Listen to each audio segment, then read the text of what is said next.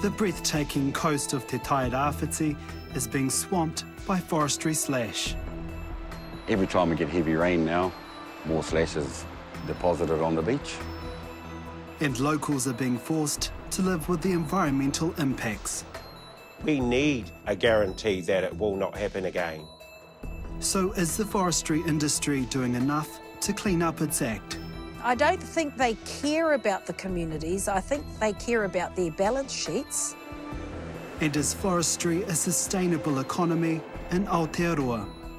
Don't stigmatise an entire industry because of these episodic floods. The sight of heavy machinery may look out of place on the sandy beaches of Tolaga Bay.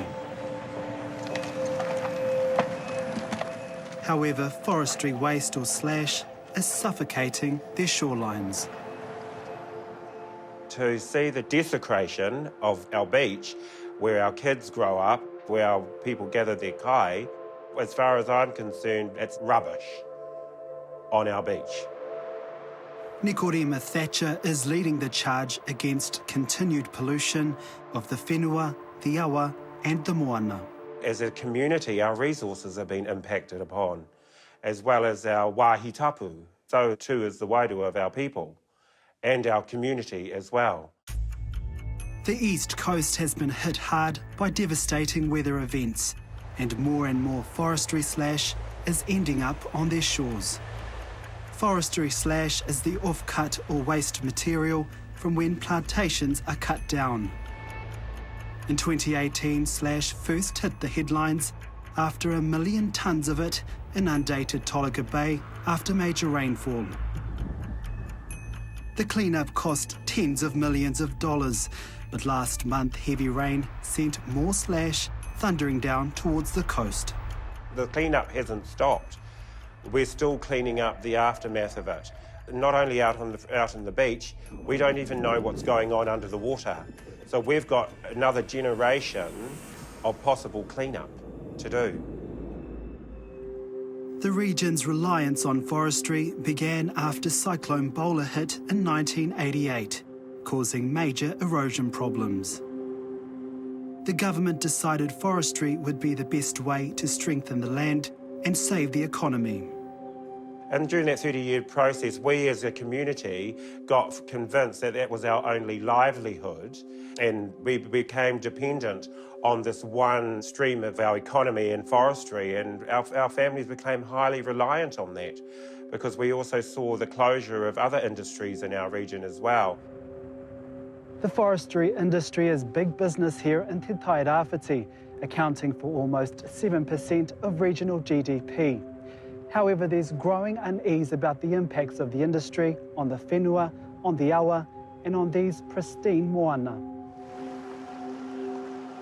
Further north from Tolaga Bay in Ruatoria, the impacts of industries like forestry and farming are apparent.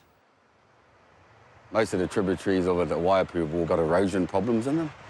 A lot of them was ex-farmland that's all been planted in commercial forest. That's the issue.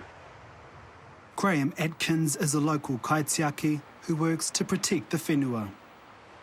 Because this catchment is world famous for its erosion problem, I've shown scientists from all around the world parts of this catchment. They come here to study it as an example of abuse, really.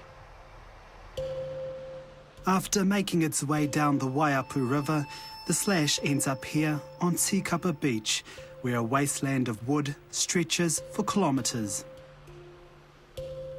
For Tui Warmenhoven, to see a wāhi of such significance being destroyed is devastating. I mean, we're the first place to see the sun. This is an ancient settlement of Maui, Tiki Tiki a Taranga. So culturally, that's one of our most significant historical facts. Our kai moana is prized throughout the country. It's a very special place for a lot of us.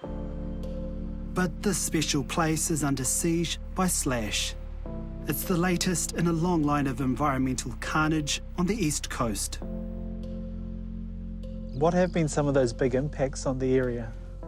Erosion is the greatest impact, so loss of soil quality and just loss of soil. This started with mass deforestation in the late 1800s. 80% of this catchment, the Waiapu catchment, was clearfelled and basically burnt to make way for pasture, and the erosion is a result of that. For Tui, slash isn't only destroying beaches and waterways, but damaging infrastructure and cutting off isolated communities. I mean, you can see all the slash out here, but to me, that's not the problem. The problem is when it travels from up in the hill country, it becomes voracious in the floodwaters and it just breaks everything down. You can clearly see the damage caused by logs, which carve up riverbanks and leave behind thick layers of sediment. The forestry industry says since the 2018 flood, it is changing its practices for the better. Forestry companies are changing their practices around rotational harvesting, no clearfell harvesting. They're retiring some of the areas of steep hill country. The industry is also promising to pay for the clean-up. However, with forestry set to grow, Tui says there's nothing to stop this happening again. She believes the industry doesn't care because nothing is being done about slash in her community. Who needs to be held accountable for what is happening here? The forestry companies themselves, they need to be accountable. They can no longer come here and just exploit us and our lands and our waterways. Has it felt like it's been a one-way relationship with those companies, Yes, with the industry? Yes, definitely. We don't see them. They're faceless people. They have names that change regularly and directorships that change. Their presence here is facilitated through central government policy, and their ability to extract and exploit in the means that they do is not monitored closely enough by local government. After the deluge of slash in 2018, the Gisborne District Council prosecuted 10 forestry companies for multiple breaches of their resource consents. So far, a number of those companies have been prosecuted and fined, with one prosecution set to go to trial. The Gisborne District Council declined our interview request because of this ongoing legal action. Do you think the fines that they're seeking from these forestry companies, is that enough punishment? No, it's definitely not. The fines are minimal in regard to what profits they're making off our land. They're making millions. The fines should have been a lot more substantial than that. But there's also, an accountability and responsibility back to our community, back to the land and back to our waterways and to our takutai moana. Coming up, we talk to Forestry Minister Shane Jones about the devastating impact of slash. If forestry is going to continue to enjoy a social licence, it has to stop this from happening. Te Tai Rawhiti is the first place in the world to see the sun rise. Our land and resource here is one of the most beautiful in New Zealand. We don't have a lot of economical jobs, but we've got a lot of kai and we've got a lot of heart here. In these isolated rural communities, reawakening the local economy and creating employment has proven to be a tough job. Forestry is considered a crucial economic lifeline here. But Nikorima Thatcher says the environmental impacts of forestry, like slash blanketing the beaches, far outweigh the economic benefits. It has impacts on our local businesses, it has impacts on our fisheries, it has impacts on our tourism. No one wants to come to a beach and then go for a swim in the ocean on a high tide and you've still got chips of wood in your hair and in your body because it's still coming up from the seabed. The impact on the East Coast famous kaimoana is also yet to be determined. We can't go out and get any tuna. All the eels have gone. All the kinners have gone. The mussels don't taste like they used to taste anymore, but we can't get as much as we used to. At Tikapa Beach, which is on the farthest reaches of the East Coast, the clean-up is yet to even begin. You know, you see the attention Tolaga Bay gets for what's happening out there. Why do you think this area is overlooked? Because it's Māori-owned land. We're out on a limb here, we're isolated. People like Shane Jones, he never comes here. He's an unseen face. We put the footage of the latest slash deluge to the Forestry Minister Shane Jones. Look, I'm incredibly disappointed when I see that, and quite saddened, frankly, given that we should be continually boasting how beautiful our beaches are, and this is covered with the debris and deeply embedded in the sand as well, the slash. Because in 2018 you said locals had the right to feel a lot of anguish. Does it disappoint you to see this still happening? Yeah, I think that there's a case for far more strict regulation now. I know that the forestry owners have promised to release resources to help tidy it up, but we've got to go back to the source of the problem. I thoroughly accept that forestry has a legitimate place on the economic landscape up on Te Tai Rawhiti. But look, these images, quite frankly, from a takutai moana or an environmental perspective, are horrible.